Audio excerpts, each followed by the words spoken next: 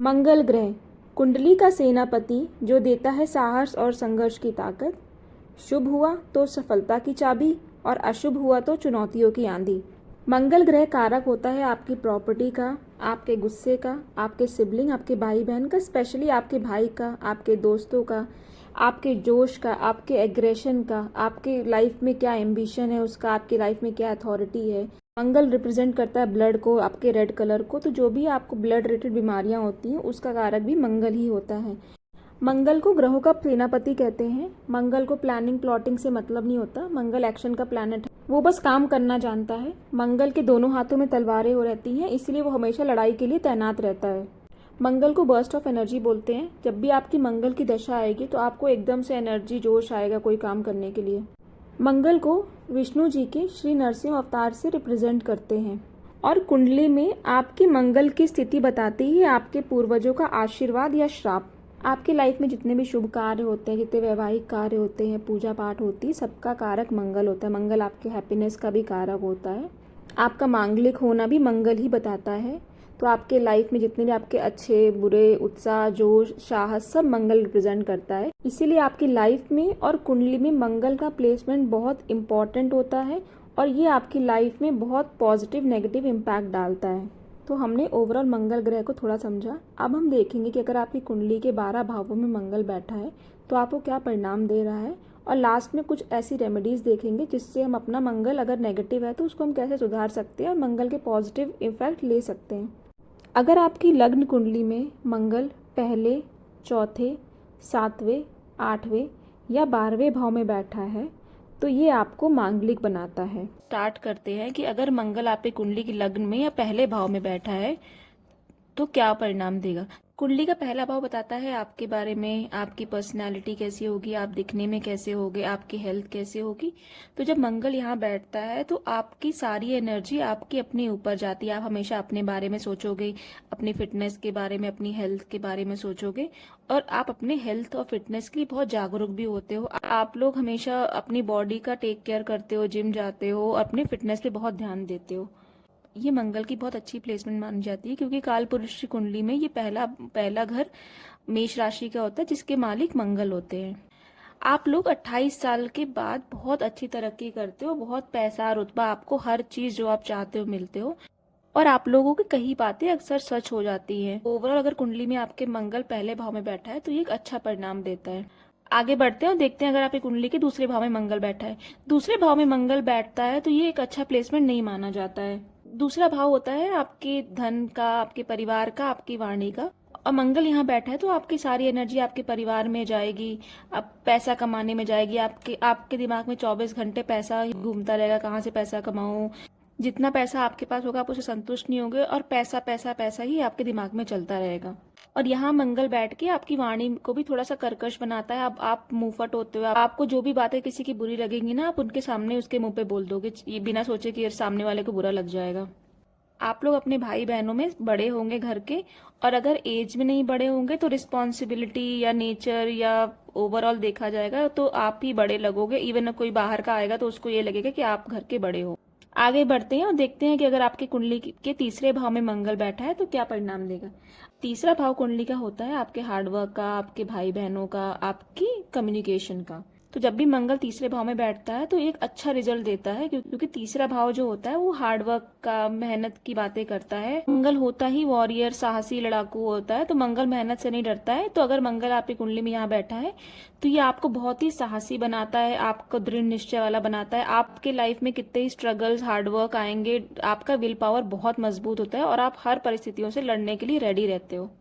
आप लोगों की वजह से लोगों को बहुत फायदा होता है, लेकिन जब आपको किसी की जरूरत होगी, किसी की मदद की जरूरत होगी तब ऐसा नहीं होता है। तो यहाँ पे मंगल की सारी एनर्जी हार्डवर्क करने में जाती है, आपकी अपने भाइयों से नहीं बनती है। आप लोगों को अपना नेचर थोड़ा हम्बल रखना चाहिए, डाउन टू अर्थ रखना चाहिए। आपकी शादी के बाद आपके ससुराल वालों को फायदा होगा और उनकी धन संपत्ति में वृद्धि होगी। आगे बढ़ते हैं और देखते हैं अगर आपकी कुंडली के चौथे भाव में मंगल बैठा है तो क्या होता है। चौथे भाव में मंगल बहुत अच्छा परिणाम नहीं देता है क्योंकि काल पुरुष की कुंडली में अगर आप देखोगे तो चौथा भाव कर्क राशि का होता है और मंगल कर्क राशि में नीच के हो जाते हैं। चौथा भाव होता है आपकी मदर का, आपके घर के वातावरण का, आपकी ओवरऑल प्रॉपर्टी का, आपकी ओवरऑल सुख सुविधा लग्जरी का। तो यहाँ पे मंगल की सारी एनर्जी घर की समस्याएं सुलझाने में, घर के माहौल को ठीक करने में चली जाती है, क्योंकि आप पे घर के माहौल में हमेशा तनाव, दिक्कतें चलती रहती हैं। आपकी मदर ने भी अपनी लाइफ में बहुत ज़्यादा स्ट्रगल्स देखे होंगे। मंगल यहाँ बैठ के आपको पेट संबंधित समस्याएं देता है और बहुत बार सर्जरी भी कराता है। और मंगल अगर चौथे भाव में बैठता है तो आपका नेचर बहुत ईर्ष्यालु होता है और आपको मेंटल टेंशन, मेंटल स्ट्रेस रहता है। आगे बढ़ते हैं और देखते हैं अगर आपकी कुंडली मंगल पांचवें भाव में बैठा है। काल पुरुष की कुंडली में पांचवा घर सूर्य का होता है और मंगल सूर्य का मित्र है, इसलिए मंगल पांचवें भाव में बैठ के अच्छे परिणाम देता है। आपकी सारी एनर्जी आपके बच्चों पे जाएगी या फिर आपकी पढ़ाई में जाएगी। आपके जब पुत्र का जन्म होगा उसके बाद आपकी लाइफ में बहुत ही प्रॉस्पेरिटी, समृद्धि आती है। और अगर मंगल पांचवें भाव में बैठा है तो आप स्पोर्ट्स की फील्ड में बहुत अच्छा करते हो, आप शार्प माइंडेड और स्मार्ट होते हो। और लाल किताब के हिसाब से अगर मंगल पांचवें भाव में बैठा है तो आप अपनी एज के साथ ग्रो करते हो। आगे बढ़ते हैं और देखते हैं अगर आपकी कुंडली के छठे भाव में मंगल बैठा है। काल पुरुष की कुंडली में छठवां घर बुध का होता है और बुध और मंगल शत्रु होते हैं, इसलिए जब भी आपकी कुंडली के छठवें भाव में मंगल बैठा होता है तो ये अच्छा परिणाम नहीं देता है। तो जब भी मंगल की दशा आएगी तो आपको कर्ज, बीमारी, एक्सीडेंट्स, हानि होगी। और आपके घर में कभी भी कोई शुभ काम होगा तो उससे पहले झगड़ा जरूर होता है। पर आप बहुत साहसी होते हो, बहुत एनर्जेटिक होते हो, बस आपको मंगल की दशा के टाइम थोड़ा सीरियस होना पड़ेगा। यहाँ पे मंगल की सारी एनर्जी आपके जॉब में जाएगी, आप जॉब से संतुष्ट नहीं होगे, बार बार जॉब चेंज करोगे। लेकिन अगर आप बुध से संबंधित कोई बिजनेस करते हो तो आप अच्छा करोगे।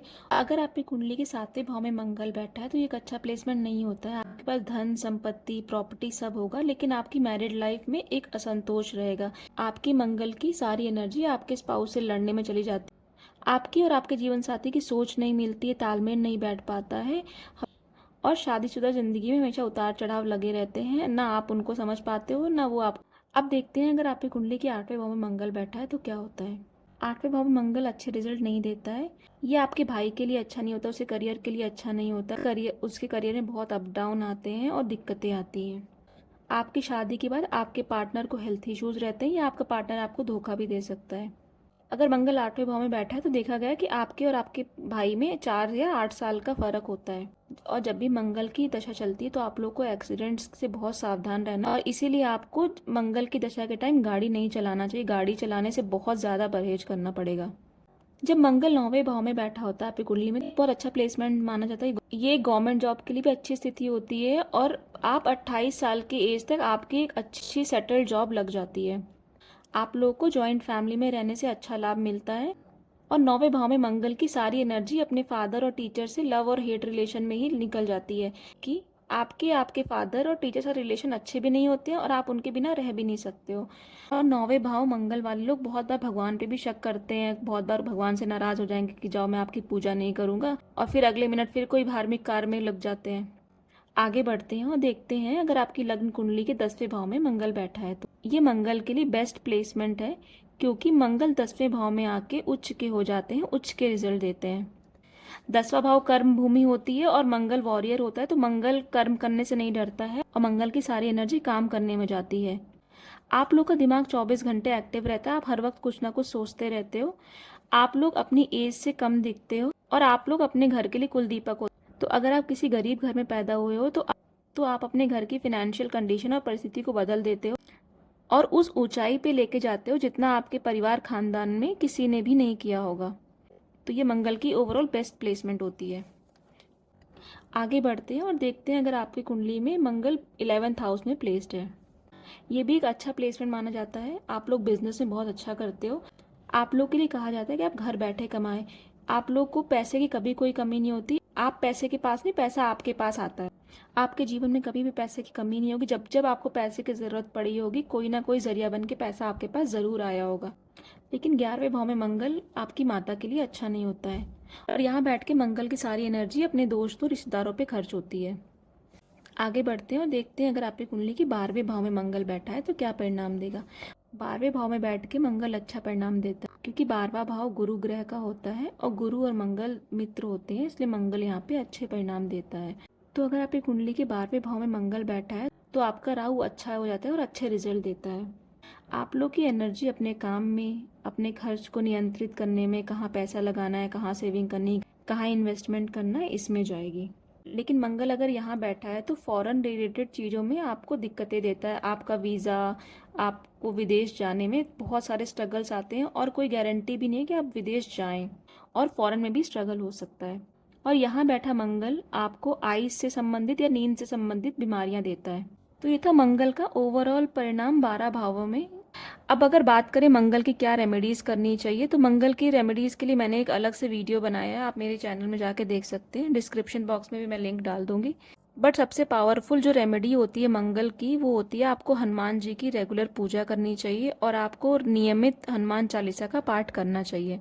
और अगर आप कर सकते हो तो आप मंगलवार को हनुमान जी का फास्ट रखें और हनुमान मंदिर जाके हनुमान जी की पूजा करें। वीडियो इन्फॉर्मेटिव लगी हो तो लाइक कर देना। आपका मंगल कौन से घर में है, और अगर आपने रिलेट किया हो तो कमेंट बॉक्स में ज़रूर बताना। ज्योतिष से रिलेटेड ऐसे ही वीडियोस के लिए आप मेरे यूट्यूब चैनल और इंस्टाग्राम चैनल ज्योतिष गुरु 3 को सब्सक्राइब करें। मिलते हैं नेक्स्ट वीडियो में फिर एक नए टॉपिक के साथ। तब तक के लिए राधे राधे।